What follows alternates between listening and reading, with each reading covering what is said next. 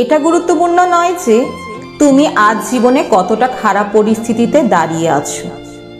গুরুত্বপূর্ণ এটাই সেই খারাপ পরিস্থিতিগুলো থেকে বেরিয়ে আসার চেষ্টা করছো কিনা।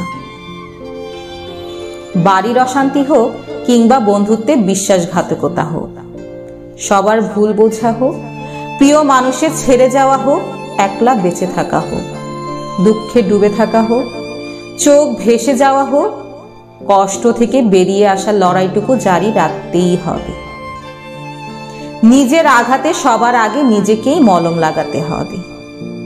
সময় লাগলে লাগুক না, কিন্তু সেরে ওঠার ইচ্ছাটুকু বুকের মধ্যে রাখতেই হবে। আজকের অন্ধকারকে দিতে হবে কাল ভোরের বিশ্বাস। নিজেকে প্রচুর ভালোবাসতে হবে, আবার আগের মতো হাসতেও হবে।